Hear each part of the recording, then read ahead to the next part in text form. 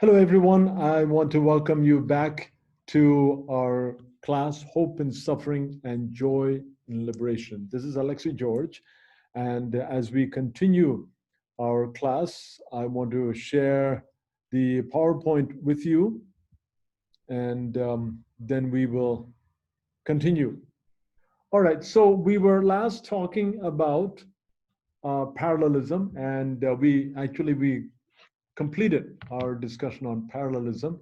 And so I'm going to set my timer here so that the timer goes off when it's 15 minutes from now. And then I will try to wrap it up within 20 minutes. So that gives me about 5 minutes time to wrap everything up. So the last, I gave some observations about parallelism. We said that frequently the first two parallel lines is more general term, and the following part uses more specific, extravagant, or explanatory terms or figures of speech to intensify and strengthen emotions, sharpen images, or make actions more powerful, real, and concrete. What does that mean? That means that the first two lines, first line or first two lines, are more general, and then the following lines that are part of that parallelism are often explaining things, expounding on things, giving more emotions, giving more intensity, sharpening things, making things more powerful, real, or concrete. Okay? All right.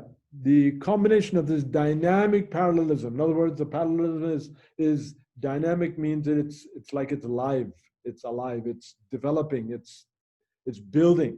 So it's more than just one sentence being written there. It's one sentence written down, but then that sentence is being developed and kind of built up.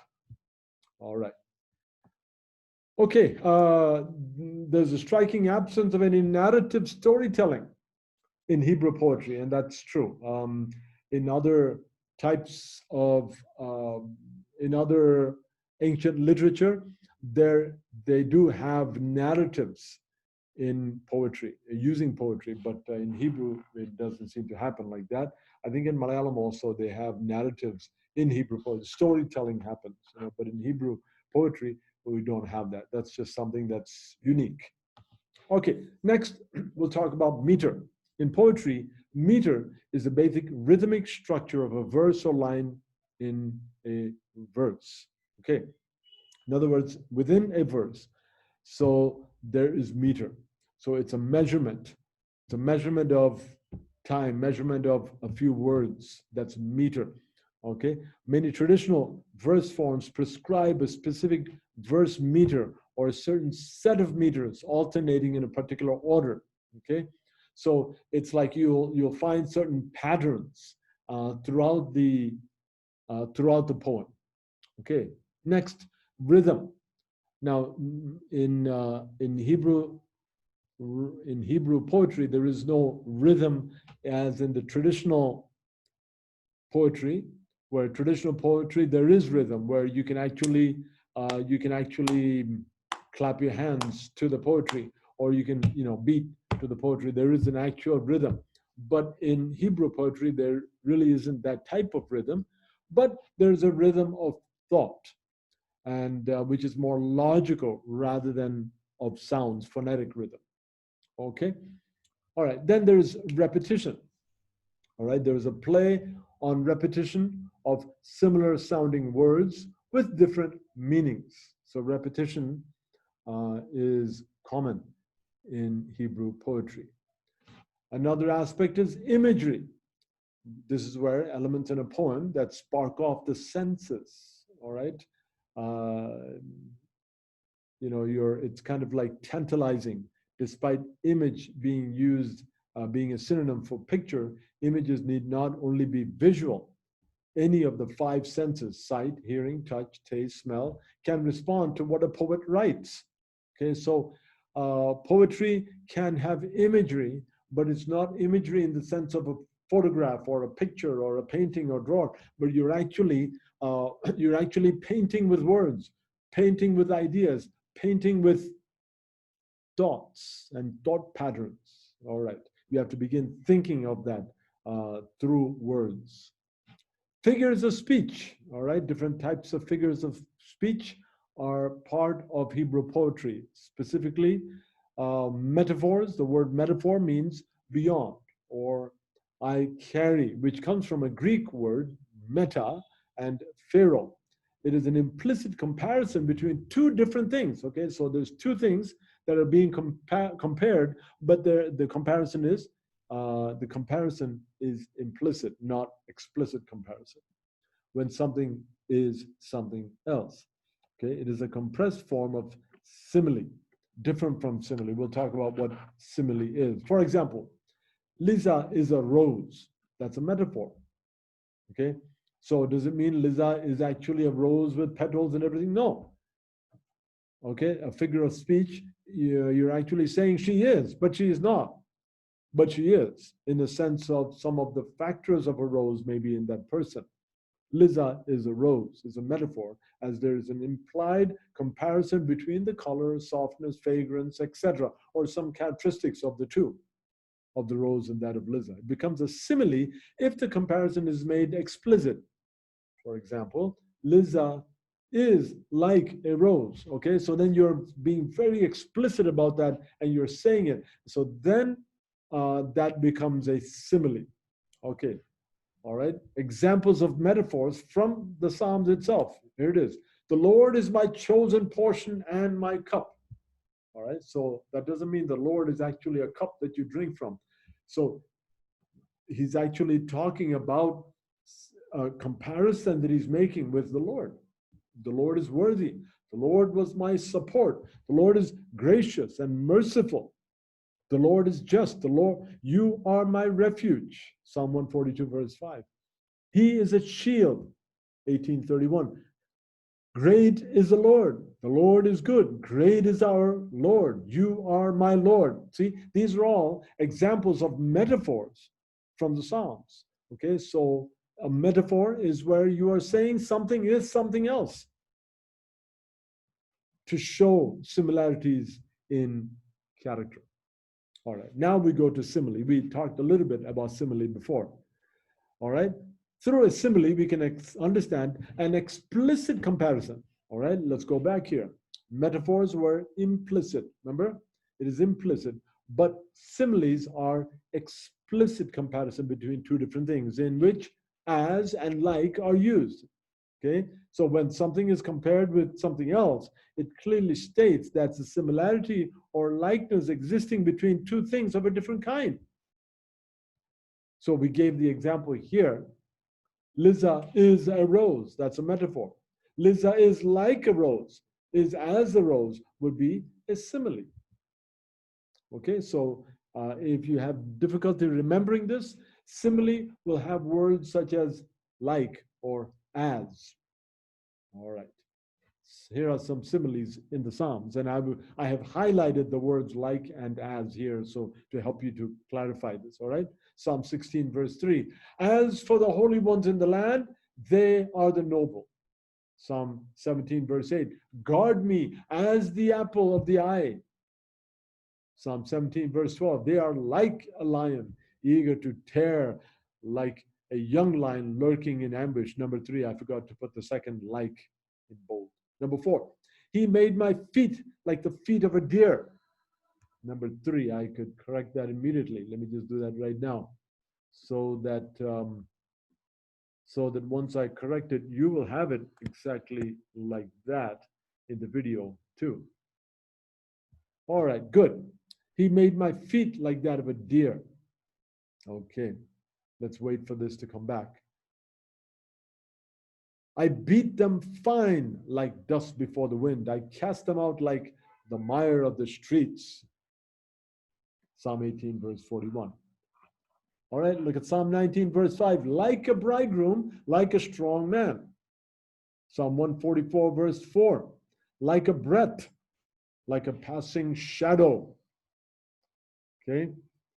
Psalm 147, verse 16. He gives snow like wool. He scatters frost like ashes. All right. Like crumbs. Psalm 147, verse 17. The lifting up of hands as and evening sacrifice, 141 verse 2, like a rock that breaks apart and shatters. All right. Okay, I forgot to put the reference for that one. No problem. I will add that later on.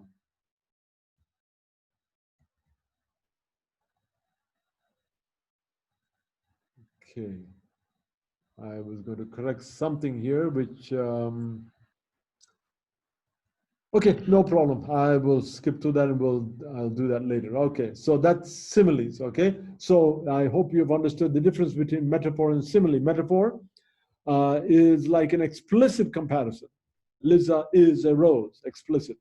But when you say Liza is like a rose, as a rose, then it becomes simile. And I've given several examples of simile. All right, allegory. The word allegory means speaking otherwise. Okay, it is derived from a Greek word allegory, which means one story is told in the guise of another story. In other words, an allegory is a story of double meanings. It may be both in prose and in verse. Okay, an allegorical reading usually involves moral and spiritual concepts that may be more significant than the actual literal events described in a narrative. In other words, in a narrative, there might be, or even in poetry, there might be a story about something very natural, like somebody, like a little boy walking up the road, or the little boy talking to something or doing something. And but the allegorical interpretation would take that little story and make it something that it is not.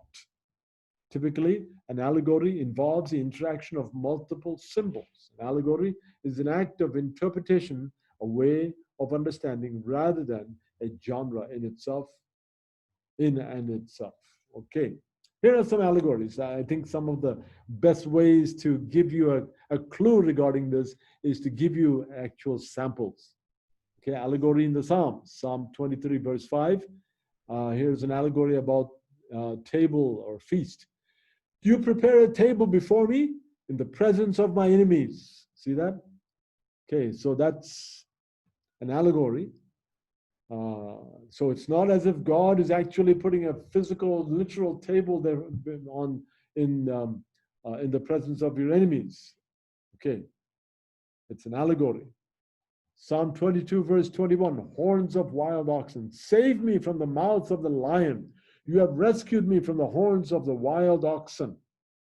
Okay, it may not be anything about specifically wild oxen, but rather it is an allegorical understanding. Psalm 17, verse 8, keep me as the apple of your eye, hide me in the shadow of your wings. Allegorical. Psalm 12, verse 6, the words of the Lord are pure words, like silver refined in a furnace on the ground, purified 7 times. Okay, more allegory. Now, more allegory in the Psalms. Okay, so the first few, I've only given the actual verse to you there, or parts of the verse directly to you to show that. Okay, so, but here I've just given a list, and the list is for you to look it up later. When you have time, you can look this up later. The door of lips, power of the dog or the enemy, mouth of the lion, again talking about enemies, dust, immortality, all right, mouth of Sheol or mouth of Hades or hell, the still water, okay, the idea of grace or a peace, darkest valley, talking about danger, my cup, all right, my cup runs over, right, talking about his heart, all right, the house of the Lord, talking about heaven, punishment for the kings, and glory for the humble. These are different allegories in the book of Psalms.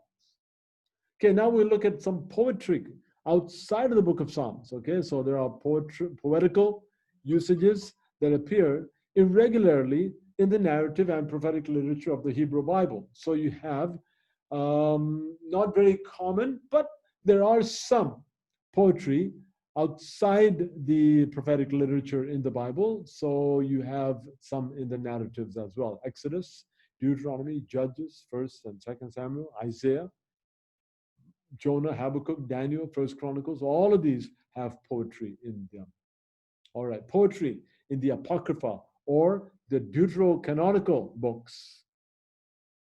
All right, poetry in the Deuterocanonical and the Apocrypha. Daniel 4, verse 3, it's apocryphal writings.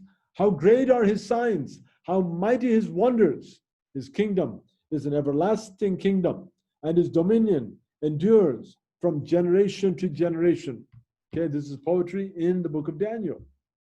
And Daniel actually has a lot of prose, but here some poetry has been inserted. All right, the Deuterocanonical books. Okay, there's my timer. The Deuterocanonical books, Tobit. Okay, in Tobit 13, blessed be God who lives forever, because his kingdom lasts throughout all ages. Remember, the Tobit and the Deuterocanonical books are books that did not get inserted into our canon of biblical literature. Okay.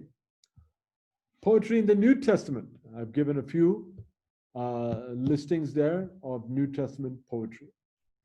Now we'll talk about wisdom writings. Okay, before going into wisdom writings, let's quickly review, and maybe we'll end with poetry here because my timer has already gone on. Okay, so we began with, all right, we finished parallelism, meter. Okay, what is meter?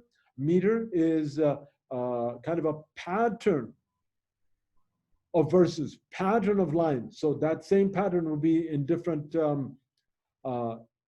lines of poetry, pattern. Then there's rhythm. Rhythm, literally in modern poetry, you can actually tap. You can actually tap as you read modern poetry. That's rhythm, okay? But in almost like you're singing, but in Hebrew literature, you will not have rhythm in that sense, no phonetic or sound rhythm, but rather there is a rhythm of thought, rhythm of logic is there. So it's really fabulous the way it is, but you can look at that. Repetition, play on repetition of similar sounding words with different meanings, okay? So there'll be words that are that have similar sounds but different meanings. They play with that, okay? Though it's repetition, sounds nice. Imagery, all right? So it's like you're drawing images, making pictures, drawing pictures, and all of that, but you're using words. So these words are coming alive. Figures of speech. So we talked about metaphors, right? A metaphor is a very implicit comparison. So basically you're saying Liza is a rose, okay? But if you say Liza is like a rose, then immediately that is no longer a metaphor, it is a simile. Okay, so simile uses the words as and like to give you the comparison or the connection between the two. Here are some samples of similes, and we mentioned them already. We read through all of them already. As for the holy ones in the land, they are, guard me as the apple of the eye. Okay, so these are similes using the word as and like. Allegory, the actual word means speaking otherwise. In other words, you have a story with double meanings. Okay, that is allegory. So sometimes when people take the parables of Jesus and it's very common. You will see that, where they will talk about the oil, and they would say the oil is the Holy Spirit, or the oil is this, oil is that, and so that's all allegory, and they're trying to make some connections.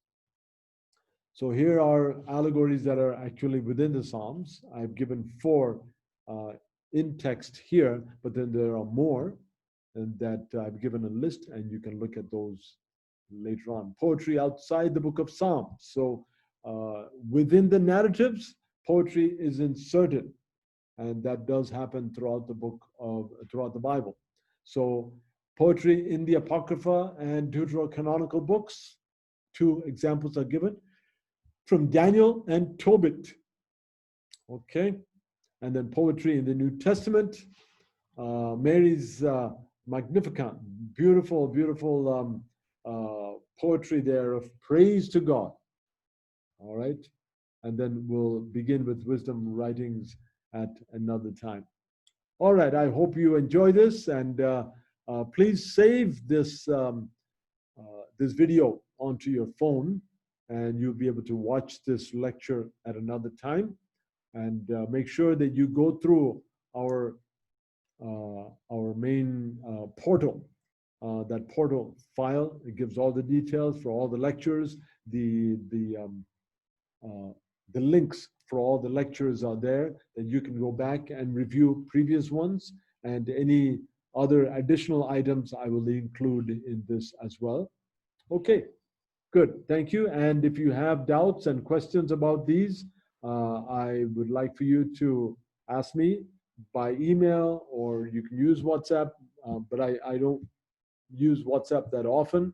You probably will get a quicker response if you email it to me, but you're also welcome to call if you would like. Thank you, and have a wonderful day.